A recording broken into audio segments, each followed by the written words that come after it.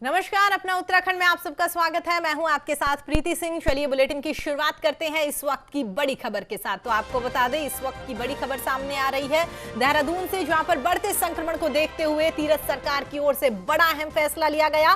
3 मई को पूरी होने वाली कोविड की अवधि को बढ़ा दिया गया है। आपको बता दें, 3 मई को यह अवधि खत्म होने वाली थी।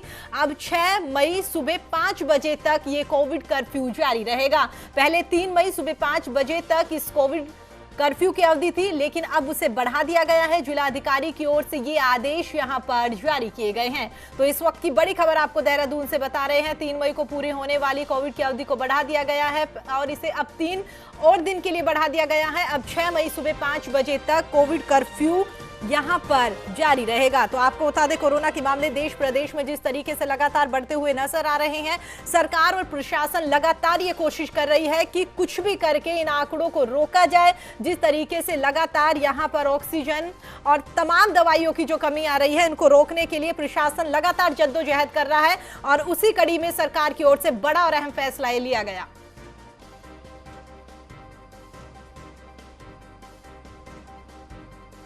तो आपको बता दें, देहरादून से इस वक्त की बड़ी खबर।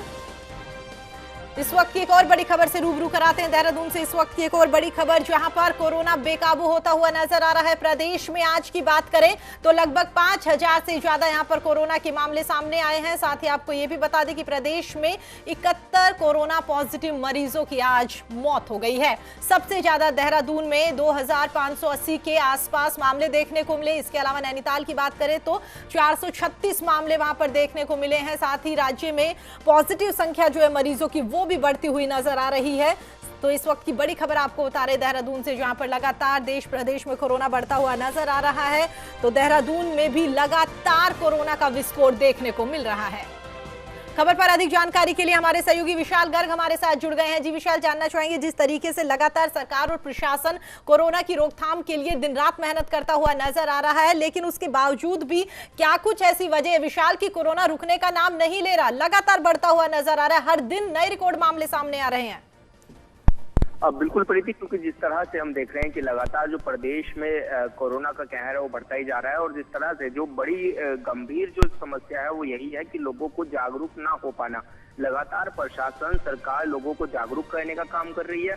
वो कहते हुए नजर आ रहे हैं कि लोग घर से बाहर कम से कम निकले, अनावश्यक ना निकले और ज्यादा ही जरूरी काम आ रहा है तो उसमें भी वो पुलिस प्रशासन की मदद ले, ना कि वो खुद घर के बाहर निकले। लेकिन जिस तरह से हम देख रहे हैं कि लोग जागरूक नहीं हो रहे हैं और लोग बेवजह से घर से निकल रहे हैं। हालांकि पुलिस प्रशासन ऐसे में कार्रवाई भी करती हुई नजर आ रही है, लेकिन जिस तरह से 5000 के पार लगातार रोज के जो आंकड़े आ रहे हैं, ये कहीं ना कहीं डराने हो रहे हैं। और जिस तरह से प्रदेश में जो एक्टिव जो मरीजों का आंकड़ा है वो भी लगातार बढ़ता जा रहा है और लगातार जो मौत के आंकड़े हैं वो दिल दहला देने वाले हो रहे हैं, जिसको देखते हुए भी लगातार शासन प्रशासन है वो लगातार मुस्तैद तो नजर आ रहा है, लेकिन कहीं ना कहीं जागरूकता की कमी लोगों में देख रही है।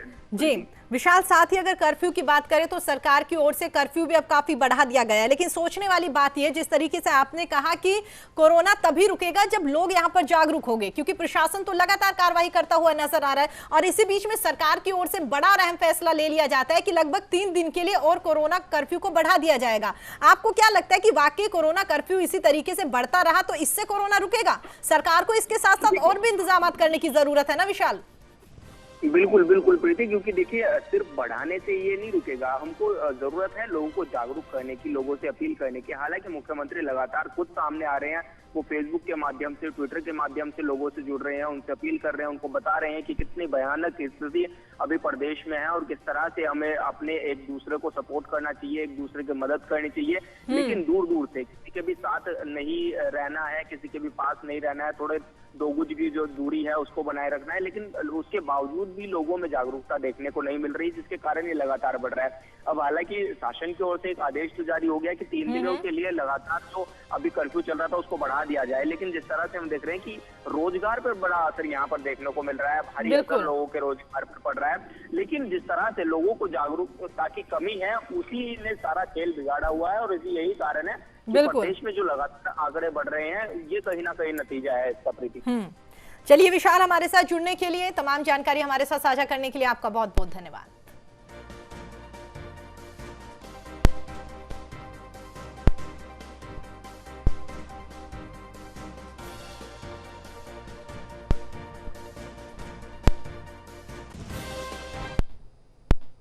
चलिए बुलेटिन में आगे बढ़ते हैं तो आपको बता दें सल्ट उपचुनाव में स्वर्गीय सुरेंद्र सिंह जीना के भाई बीजेपी प्रत्याशी महेश जीना ने जीत यहां पर दर्ज कर ली है। महेश जीना ने कांग्रेस की गंगा पंचोली को यहां पर 4,697 वोट से हराया है। सल्ट उपचुनाव में महेश जीना की जीत के बाद में भाजपा समर्थकों में जश्न का माहौल देखने को मिला। आपको यह भी बता दें कि सल्ट उपचुनाव में भारतीय जनता पार्टी के महेश जीना ने 4,697 वोट से जीत हासिल करी है। जीना को यहां पर 21,874 वोट मिले हैं, जबकि कांग्रेस की गंगा पंचोली की बात करें तो 17,177 लोगों ने यहां पर उन्हें वोट दिया है। तीसरे स्थान पर अन्य उम्मीदवारों से यहां पर आगे नोटा रहा। 721 मतदाताओं ने नोटा पर बटन यहां दबाया है। वहीं पर सीएम तीरथ सिंह रावत ने ट्वीट करके महेश जीना को जीत की बधाई दी है। सीएम ने लिखा है कि सल्ट विधानसभा उपचुनाव में प्रचंड मतों से जीत हासिल करने पर बीजेपी प्रत्याशी महेश जीना को हार्दिक शुभकामनाएं। खबर पर अधिक जानकारी के लिए हमारे सहयोगी संजय जोशी हमारे साथ जुड़ गए हैं। जी संजय, जानना चाहेंगे, एक और कह सकते हैं कि वाकई ही काफी कड़ा मुकाबला यहां पर देखने को मिल रहा था, लेकिन जिस तरीके से यहां पर बीजेपी प्रत्याशी की ओर से जीत हासिल की गई है, बीजेपी तो इस बात को लेकर उत्साहित है ही, लेकिन कहीं ना कहीं जो कह रहे थे कि नए सीएम के लिए भी ये काफी रिस्पॉन्सिबिलिटी उनकी बन रही थी कि यहां पर जीत हासिल होगी या नहीं, और अगर जीत हासिल होगी तो आगामी विधानसभा चुनाव जो है साल 2022 के, वो यहां पर रूपरेखा तय करते हुए नजर आएंगे। तो कहीं ना कहीं कह सकते हैं कि बीजेपी के साथ ही सीएम तीरथ सिंह रावत को भी जीत से काफी राहत मिली। जी प्रीति जी, बिल्कुल अच्छी बात कही आपने। इस चुनाव से वाकई में जो सेमीफाइनल के तौर पे देखा जा रहा था, हमारे प्रदेश के मुखिया तीरथ सिंह रावत को एक संजीवनी मिली है। देखा जाए तो इस विधानसभा चुनाव में भाजपा प्रत्याशी महेश जीना 4,697 के मतों से विजयी रहे, जो अपने आप में बहुत अच्छे मतों से विजय इनको कहा जा सकता है। जी, क्या लगता है, आप खुद वहां पर मौजूद हैं, आपने देखा होगा लोगों में कितना उत्साह है, और साथ ही भारतीय जनता पार्टी और कांग्रेस जो है उनमें कड़ा मुकाबला देखने को मिल रहा था। क्या कुछ वजह आपको यहां पर ऐसे लगती है संजय कि इस वजह से यहां पर कांग्रेस की हार हुई है? क्योंकि भारतीय जनता पार्टी तो शुरुआत से ही लगातार प्रचार प्रसार करती हुई नजर आ रही थी। क्या कुछ ऐसी वजह है? क्योंकि कहीं ना कहीं गंगा पंचोली की बात करें तो काफी मजबूत लेडी उन्हें वहां पर माना जाता है, तभी दोनों में टक्कर देखने को मिल रही थी। पिछली बार भी वो यहां पर इनके भाई के साथ चुनाव लड़ती हुई नजर आई थी, तब वो हार गई थी। दोबारा कांग्रेस ने उन पर भरोसा जताया, फिर भी वो हार गई। क्या कुछ वजह लगती है आपको यहाँ पर संजय? देखा जाए तो इस बार चुनाव में जो कुल जो मतदान हुआ 43.28% जो मतदान हुआ, पहले की अपेक्षा इसको कुछ कम माना जाएगा। दूसरा, इसको मुख्य कारण इसका माना जाएगा कि कांग्रेस में जो अंदरूनी जो गुटबाजी है, इसको लेकर के भी ये चुनाव में इसका प्रभाव पड़ा है। जो हरीश रावत के राइट हैंड माने जाते थे रंजीत रावत, वो किन्हीं कारणों से हरीश रावत से नाराज नजर आए। पहले अपने पुत्र की वहां सोच रहे थे कि उनके जो पुत्र वर्तमान में ब्लॉक प्रमुख हैं उनको इस चुनाव में टिकट मिलेगा। टिकट न मिलने से नाराज रंजीत रावत भी इस चुनाव से उन्होंने अपने को अलग रखा, इसको भी एक बहुत बड़ा कारण माना जाएगा। दूसरा, जो इस चुनाव को पूर्व मुख्यमंत्री हरीश रावत जी की प्रतिष्ठा के साथ भी जोड़ा जा रहा था, क्योंकि गंगा जो पंचोली थी वो उसके लिए उन्होंने पुरजोर वकालत की, उसको टिकट दिलाने का प्रयास भी किया और टिकट दिलवाया भी। बिल्कुल संजय, अब ये देखने वाली बात होगी कि जिस उम्मीद के साथ यहाँ पर महेश को जिताया है, वो उम्मीदें यहाँ पर लोगों की कितनी पूरी होती हुई नजर आएगी। आप हमारे साथ जुड़े, हमारे साथ बातचीत करिए, उसके लिए संजय आपका बहुत बहुत धन्यवाद।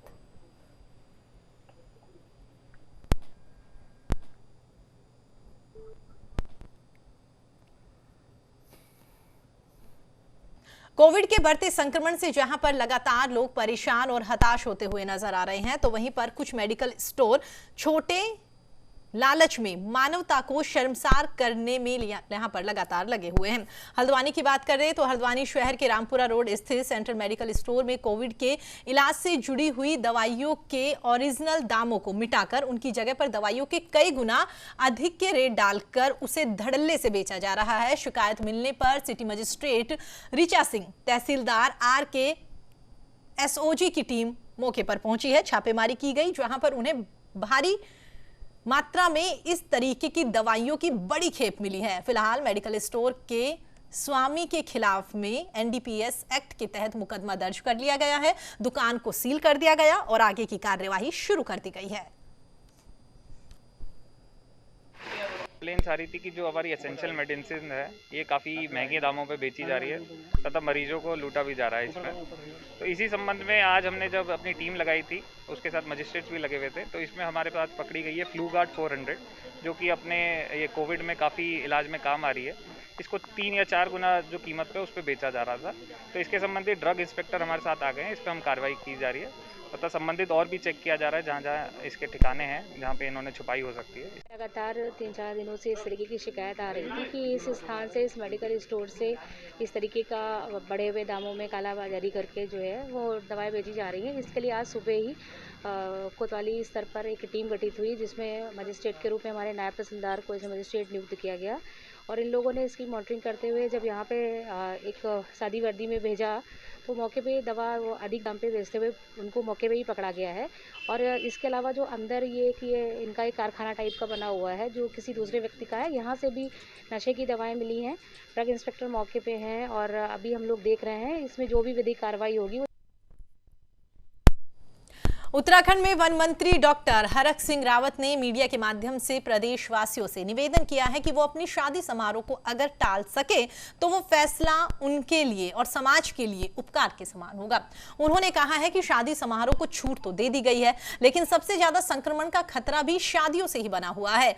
हरक सिंह रावत ने बताया है कि शादी समारोह में लोग बिना मास्क और सोशल डिस्टेंसिंग का पालन नहीं कर रहे, जिससे कि शादी समारोह में संक्रमण फैलने का खतरा और भी बढ़ जाता है और लोग बेखौफ इस संक्रमण की चपेट में आ रहे हैं। मंत्री डॉक्टर हरक सिंह रावत ने कहा है कि यह घटना उनके परिवार के साथ हुई है, इसलिए वो ये बातें मीडिया के माध्यम से साझा करना चाहते हैं।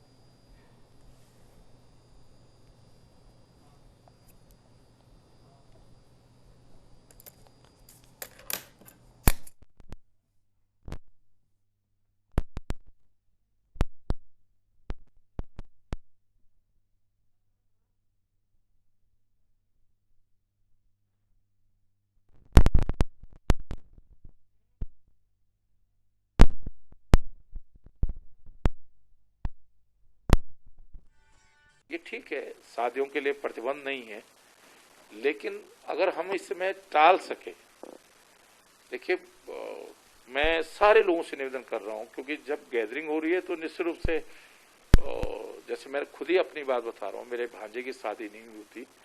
भांजे की शादी हुई तो उस समय तक इतना माहौल भी नहीं था, नहीं तो हम खुद ही नहीं कराते। 13-14 अप्रैल को शादी हुई, उसके कारण हमारे घर में सब लगभग 18 से अधिक लोग पॉजिटिव निकल गए।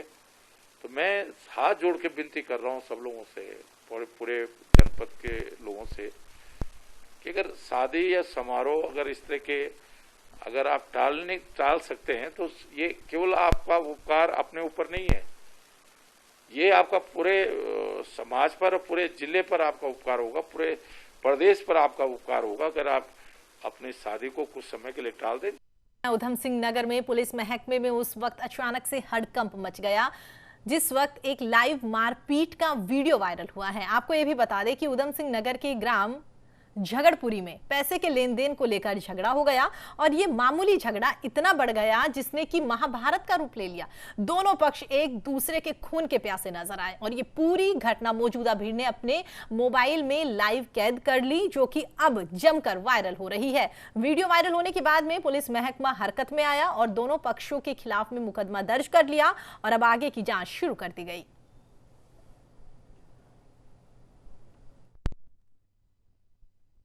तौफीक की तरफ से तहरीर आई है, उसमें जो ये झगड़पुरी में कल मारपीट हुई थी उसमें मुकदमा दर्ज किया जा रहा है।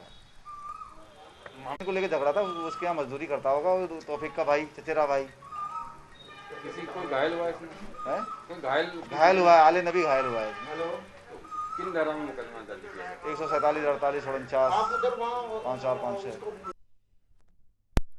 रुद्रप्रयाग के विधायक भरत सिंह चौधरी ने प्रेस वार्ता में कहा है कि विश्वव्यापी महामारी की प्राणलेवा दूसरी लहर को रोकने और इससे लोगों के बचाव के लिए हर संभव कोशिशें करने की जरूरत है। जनप्रतिनिधि होने के नाते वो सभी कोशिश यहां पर किए जाएगी जो संभव है। उन्होंने कहा धन की कमी किसी भी दशा में यहां पर आगे नहीं आने दी जाएगी। सीएमओ को बतलाया गया है कि कोविड की दूसरी लहर में जो भी आवश्यकता होगी विधायक निधि से उसे पूरा किया जाएगा। ऑलरेडी हम लगभग 35 लाख रुपए कोविड-19 के दौरान रोकथाम के लिए खर्च कर चुके हैं। लेकिन आगे भी अगर इस तरह की कोई आवश्यकता पड़ती है, हमने मुख्य चिकित्सा अधिकारी से कहा है कि किसी भी तरह की अगर धन की आवश्यकता हो तो तत्काल उसकी व्यवस्था विधायक निधि से कर ली जाएगी। उत्तराखंड के नैनीताल में कोरोना संक्रमण का कहर लगातार बढ़ता हुआ नजर आ रहा है, जिसके चलते रविवार को साप्ताहिक कोरोना कर्फ्यू की सख्ती एक बार देखने को मिली। नैनीताल पुलिस प्रशासन की ओर से नगर के मुख्य चौराहे पर पेट्रोलिंग की जा रही है।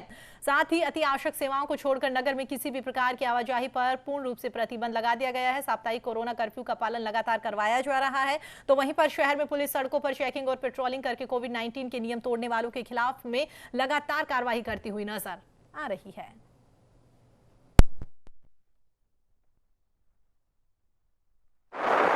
उसका अनुपालन किया जा रहा है और हमारे जो उच्चाधिकारी हैं उनके निर्देशन में अनुपालन किया जा रहा है।